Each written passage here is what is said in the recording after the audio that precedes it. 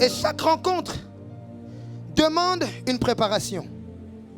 Chaque étape de notre vie demande ou répond à une préparation. Voilà pourquoi la force de ta réussite ne réside pas le jour où tu réussis. La force de ta réussite est cachée dans la dimension de ta préparation. À chaque fois que Dieu veut t'emmener à vivre quelque chose, Dieu doit te préparer. Ou du moins, je change, tu dois te préparer. Voilà pourquoi lorsque tu vas passer un examen, tu fais quoi? Bon, il y en a, bon, bref, tu révises. Pourquoi? Parce que tu estimes que ce que je vais affronter me demande une préparation. La préparation détermine la manière avec laquelle nous allons gérer et saisir les opportunités. Une opportunité loupée, en fait, débute à une préparation légère. À chaque fois que tu as raté une opportunité de Dieu, c'est parce que, en fait, tu n'étais pas préparé à tomber sur cette opportunité. Reprends-moi le texte. Verset 25. Or, il y avait une femme atteinte d'une perte de sang depuis 12 ans. Elle avait souffert entre les mains de plusieurs médecins. Elle avait dépensé tout ce qu'elle possédait. Elle n'avait éprouvé aucun soulagement, mais était allée plutôt en empirant. Ayant entendu parler de Jésus, elle vint dans la foule par derrière et toucha son vêtement. Car elle disait, si je puis seulement toucher ses vêtements, je serai guérie. Cette femme s'est préparée à aller toucher Jésus. Cette femme savait par où elle allait toucher Jésus. Elle avait exactement imaginé comment elle allait faire pour avoir accès à Jésus. En fait, cette femme, pour sa guérison, s'est préparée. Tout ce que tu vas recevoir de Dieu cette semaine dépend de ta capacité à te préparer à venir devant lui. Beaucoup de gens viennent à Dieu et ne reçoivent rien parce qu'ils n'ont rien préparé. Tout ce que tu veux recevoir de Dieu demande quoi? Une préparation. Demande à ton voisin, tu es venu à plus 10. Cette semaine, nous serons bénis. Mais es-tu prêt? Es-tu prêt? Ou vas-tu rentrer dans la semaine comme d'habitude? Parce que la manière dont tu rentres dans la semaine détermine ce que tu vas recevoir. La soif avec laquelle tu rentres dans la semaine détermine ce que tu vas recevoir. Écoute, Jésus était entouré de plein de personnes qui sûrement étaient malades. Mais toutes n'ont pas été guéries. C'est celle qui s'est préparée qui a été guérie. Elle est venue par derrière. Ah, c'est bien, tu as même un pan là, viens. Toi aujourd'hui tu es Jésus. Elle venait par derrière et oh mon Dieu.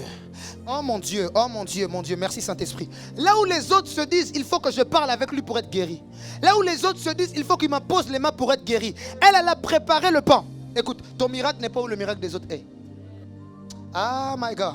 Ton miracle n'est pas où le miracle des autres est. Il est possible que le miracle de quelqu'un soit dans le pan, mais l'autre c'est dans le live de vendredi. L'autre c'est dans le live de mercredi. Je suis en train de parler à quelqu'un. Cette semaine, à chaque fois que tu seras dans la présence de Dieu, tu trouveras un chemin pour le toucher. À chaque fois que tu seras avec Dieu, tu trouveras un chemin pour le toucher. Vous vous mettez comme... Eux c'est la foule, vous voyez. Et cette femme elle est là. Elle avance. On dit qu'elle avait une perte de sang. Donc elle perdait du sang pendant 12 ans. Imaginez le poids qu'elle avait. Elle ne devait pas être en forme. Elle devait être très mince, très affaiblie. Et Jésus entouré des disciples. Mais c'est là qu'elle avance. Serrez-vous, serrez-vous. N'ayez pas peur. Hein? Et elle cherche à passer. Elle cherche à passer. Elle cherche à passer. Parce que son objectif était dans le pan. Écoute, est-ce que cette semaine tu seras freiné par les obstacles? Après, vous savez, restez, hein? Après, vous savez, il y a quel obstacle? Je vous l'explique. L'obstacle du déjà vu. Je vais expliquer. Écoute, c'est pas parce qu'on dit jeune qu'on va venir t'enseigner des choses nouvelles. Parfois, ton miracle est dans la répétition. Il est possible que cette semaine, on t'enseigne des choses que tu connais, mais que tu comprendras différemment. L'obstacle du déjà vu. Ah, je sais déjà. Quand le pasteur il dit ça, ça veut dire qu'il va prêcher ça. Ah, je sais. Là, je peux même te dire, dans 5 minutes, il va tourner. Quand il prêche, il tourne. Obstacle du déjà vu. Tu dois toujours être disposé à recevoir des nouvelles choses de la part de Dieu. Et elle était là. Elle a brisé tous les obstacles parce qu'elle savait dans son idée ce qu'elle voulait. J'avais dit quoi dimanche? Avoir une idée? Avoir une idée? Est-ce que tu as une idée claire? Ou du moins déjà, est-ce que tu as les idées claires? Fais-toi violence comme cette femme qui perdait le sang mais qui s'est fait violence pour passer. Esther chapitre 4, le verset 16, nous lisons la parole de Dieu. Va, rassemble tous les Juifs qui se trouvent à Suse. Jeûnez pour moi, sans manger ni boire, pendant 3 jours, ni la nuit, ni le jour. Moi aussi, je jeûnerai de même avec mes servantes, puis j'entrerai chez le roi, malgré la loi, et si je dois périr, je périrai. Vous voyez ici, Esther doit entrer chez le roi. Parce qu'elle veut obtenir quelque chose du roi. Mais elle sait qu'elle ne peut pas entrer chez le roi sans préparation. Écoute, mais ici la préparation d'Esther n'est pas d'abord une préparation de beauté. C'est une préparation spirituelle. La fin d'année que tu veux voir avec tes yeux, tu dois la gagner spirituellement. Et beaucoup de gens ne comprennent pas les principes spirituels, que tout se gagne d'abord en priant. Écoute, la joie de ta famille est dans la prière. La paix de ta famille est dans la prière. Ton élargissement financier est dans la prière. Tes études sont dans la... Il y a toujours un rapport étroit avec la prière. Si tu négliges les principes spirituels, tu négliges ta vie terrestre.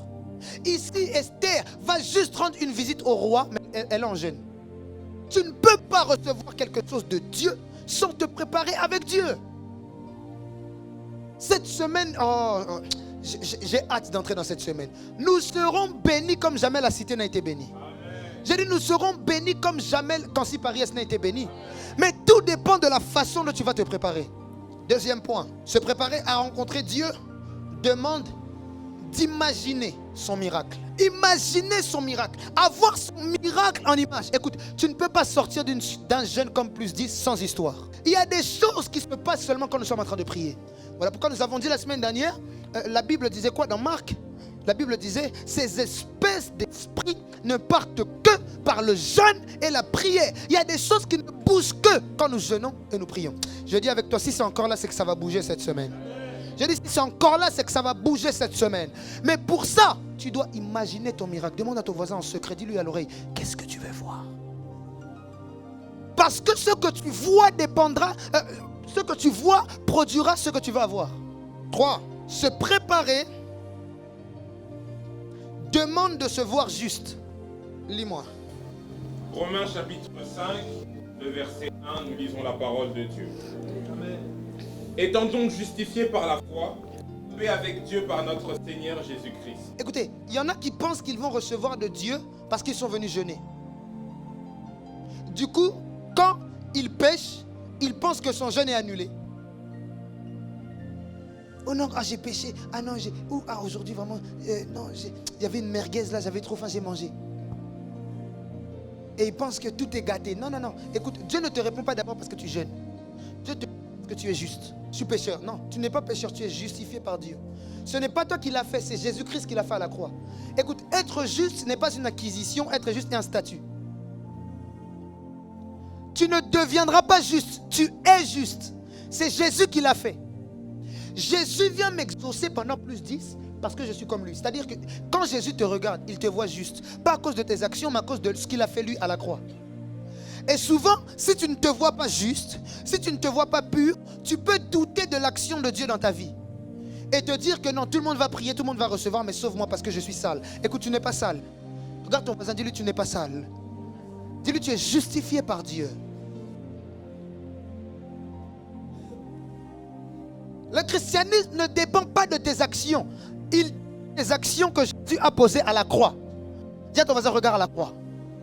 À la croix, tu as été transformé juste. Jésus a pris tes péchés, il les a mis sur qui? Donc quand tu pries, écoute, ce n'est pas tes actions que l'on voit. Quand tu pries, ce n'est pas à ce que tu as fait il y a 10 minutes que l'on voit. Quand tu pries, c'est Jésus que l'on voit. Le 4e point. Louer Dieu en avance. Acte 16. Acte 16, 24, 26. Acte chapitre 16, verset 24, nous lisons la parole de Dieu. Le geôlier ayant reçu cet ordre, les jeta en prison, dans la prison intérieure et leur mit des cèpes aux pieds. Vers le milieu de la nuit, Paul et Silas priaient et chantaient les louanges de Dieu. Et les prisonniers les entendaient. Tout à coup, il se fit un grand tremblement de terre, en sorte que les fondements de la prison furent ébranlés. Au même instant, toutes les portes s'ouvrirent.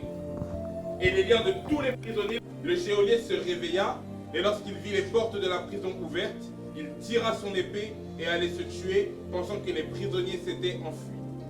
Mais Paul cria d'une voix forte, ne te fais point de mal, nous sommes tous ici. Ici, Paul et Silas sont où? En prison. On les arrête, on les met où? En prison. On les enchaîne. Ils sont bloqués, ils sont là, en prison. Ils n'ont pas commencé la journée en prison. Concours de circonstances fait qu'ils n'ont pas commencé la journée en prison, mais ils finissent la journée où? Si c'était toi, comment tu serais? Tu sais pourquoi Paul et Silas ont loué Dieu? Parce qu'ils se sont vus libres. Paul et Silas ont imaginé la fin avant le début. Paul et Silas se sont vus libres avant de se voir enchaînés. Écoute, si tu veux vivre quelque chose, tu dois commencer à le vivre avant de le vivre. Si tu veux vivre quelque chose, tu dois avoir la foi de commencer à le vivre avant de le voir. Ils se sont vus libres alors qu'ils étaient quoi? Tu sais pourquoi ta situation ne bouge pas? Parce que tu n'as pas une bonne attitude. Dis à ton voisin attitude. Dis à ton voisin attitude. Ton attitude détermine ton altitude. Ton attitude détermine ce que tu verras de la part de Dieu. Si tu sais louer Dieu quand tu es enchaîné, c'est-à-dire que tu es en train de dire à Dieu que tu es libre. Cette semaine, qui veut voir un miracle de Dieu cette semaine? Regarde ce que tu vas faire. À partir de maintenant, quand tu sors du culte, tu commences à louer Dieu comme si c'était fait.